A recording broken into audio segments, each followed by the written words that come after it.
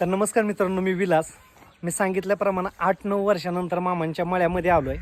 आणि मळ्यामध्ये आल्यानंतर आहे ना, खरं तर मामाकडे येण्यामागचं तुम्ही देखील मळ्यामध्ये जात असताल, तुम्ही देखील मळ्यामध्ये गेला असताल, तुम्ही देखील साहजिकच तुमचा मामा असेल.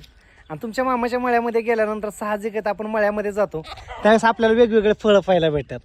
ह्या फळांचं नाव काय माहिती आहे का तुम्हाला? एक असतं शीतेचं फळ, आणि हे दुसरं काय फळाचं नाव तुम्ही ओळखा, मी काय सांगत नाही. पण शीताचे फळ आहेत ते माहिती आहे.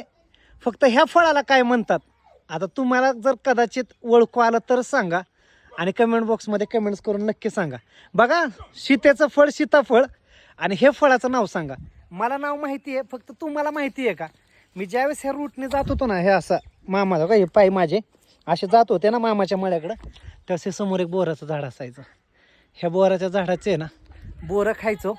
एक एक बोर खात खात परत वावराच्या मळ्याच्या दिशेने निघायचो. आता हा रोड, आज मी ह्या रोडने परत चाललोय.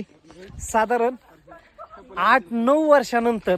मग काय फिलिंग्स असतील मित्रांनो, तुम्ही ओळखून घ्या.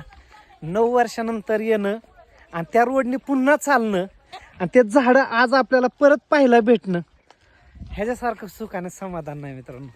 आणखी खूप काय दाखवायचं आहे. माझ्या मामाचं गाव, ही सिरीज तुम्ही संपूर्ण पाहत चाला.